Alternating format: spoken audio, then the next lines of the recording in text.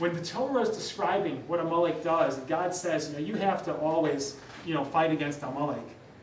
It says, Ki yad al kes ka, which literally means that God is taking his hand and he's putting on his throne and he's saying, I'm making an oath against Amalek. If people understood in the Hebrew, there's two very irregular things about the sentence I just said. How do you say the word throne or chair in Hebrew? Right? Kisei, right? And what did I say? Ki yad al kes ka. In other words, I didn't say the word kisei, I said the word case, so I left something off. And normally, what's the word that we use for Hashem? It's not Yah, but it's Yud He Vav He is God's name. But in the pasuk that Hashem is describing what Amalek did, he said he doesn't call his throne a kisei, he calls it a case. And he doesn't call God by his full name Yud He Vav He, he just uses the short abbreviated name of Yud He. So what does that have to do with Amalek? First of all, to understand this, what does the name mean? When we say any blessing, Baruch atah Adonai, right? Eloheinu melech olam, right? She'achiyanu v'kiyamanu v'yiyanu lazman hazeh. We say God's name, right? What's the intention? What are we supposed to think about when we say God's name? Every single time we say it. Not just the name God, but the name Yud He Vav He, according to the Shulchan Aruch, means Haya, Hoveh, V'yiyah. God is past, God is present, and God is future. Where do you get that from? Because if you take the letters Yud, He, Vav, and He, you could spell out the words Haya, past, Hoveh, present, Yiyah, future, right? But what Amalek always does, Amalek's trick, what Amalek can't deal with, is they can't deal with the concept of God in the present. They can deal with the concept of God in the past. Oh yeah, God was there in the past. Yeah, God made the world. Sure, we believe that. Everybody believes that, right? Except some people. Everybody basically believes, yeah, I have no problem with God being in the past. And most people don't have problems with God being in the future. Most people know, oh yeah, sure, when I get up to heaven and God will be there, it'll be great. People have a problem with God in the present. People have a problem with right now, at the time of me making a decision, then all of a sudden, that's why we don't really want God around at that time. We want to feel like we're in control. That's where we kind of forget about God. And that's why when God is talking about Amalek in the Torah, he writes his name, which letter is missing? Ki yad al kes ka. There's a yud and a hey. But what letter is missing from God's name? The vav. Because you need the vav to spell out hoveh. Hoveh in Hebrew is present. I'm going to tell you something, an unbelievable thing. If people know gematria, you'll love this. If you don't know gematria, you'll think I'm retarded. But it's okay. I don't care. There's gematria basically means, Hebrew is Lashon HaKodesh. Hebrew is the holy language. So everything in Hebrew is not just a translation, but every word has a numerical value as well. Aleph is 1, Beis is 2, Gimel is 3, etc. And you take the letters of the word, in other words, because there's no numerals in Hebrew, so every letter is a number. It doubles as a number. So if you take the gematria, the numerical value of this phrase, this pasuk, which is really what we just said, Adonai Melech, Adonai Malach, Adonai Yimloch. God is Melech, God, Hashem Malach, God was the king. Hashem Melech, God is the king. And Hashem Yimloch, God will be the king in the future. The numerical value of those three together is 358. The numerical value of Mashiach is 358.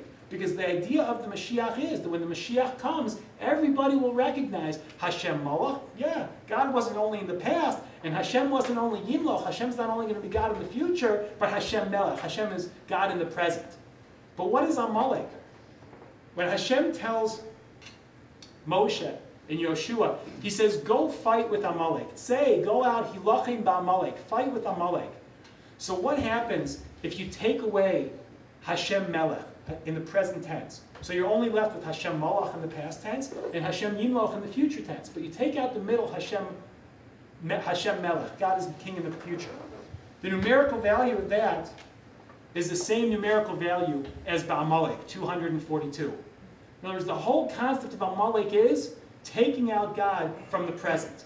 Now I have to make a decision right now. I got to seize the moment. I got to decide to take more upon myself. If you take out Hashem Melech, you take out Hashem being king in the present, that's Amalek. That's why when the Torah talks about Amalek, it says Reishis Goyim Amalek. Reishis, like the first, the prime Goyim of all nations is Amalek. The first letter of each of those words, Reishis Goyim Amalek, spells out the word in Hebrew. Reishis is Reish, Gimel is Goyim, Ayin Amalek is Rega. What's Rega mean? It means this moment over here. The whole concept of Amalek is, no, we're in charge of this moment over here. God's not in the moment. We're in charge of this moment. The idea is that Shavuos is coming. Shavuos is a time, literally, not to celebrate our anniversary with God. It's a time to get engaged again to God. It's a time to get married to God. This is the marriage. This is taking the opportunity. This is the time where Hashem says, every one of us, not just like, the crazy fanatical rabbis, but everybody has a time that they could go to Hashem and we're asked the question, you want the Torah or not? On whatever level it is. All of us are asked the question, you want the Torah? And all of us have to give the answer, either what's written in it, I got this issue with my past, I got this issue with my future, or we could do what Bnei Yisrael did on Shavuos, which is say, no, I'm going to live in the present. Hashem Malach, Hashem Melech, Hashem Yimloch. God is all around. That's Mashiach. That's Messianic. That's, Hashem is here and Hashem is in the present. And if we take advantage of the opportunity, you ask any successful person in business, most people who are successful in business, or really in anything in life, won't tell you, well, I started plotting when I was 4 years old that I wanted to be a corporate tycoon. And then when I was 6, I became president of the Investors Club of kindergarten. Most people will tell you that. Most people won't tell you that. Maybe some people that are disturbed. Most people will not tell you that. If you ask most successful people, what's your story? How did you make it in anything? They'll tell you, I had an opportunity one day. And they seized that opportunity. And that's really what success in life and success in Judaism is all about.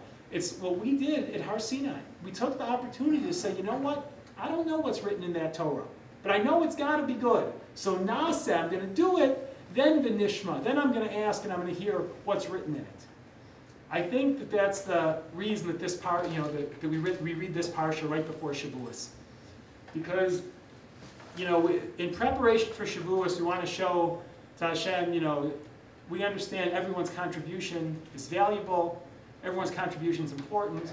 We want to take this opportunity to take advantage of the opportunity, and in some way, everybody should try to find something that they can say to Shavuos, yeah, I'm betrothing you, God, with this mitzvah, or with this thing that I'm taking upon myself.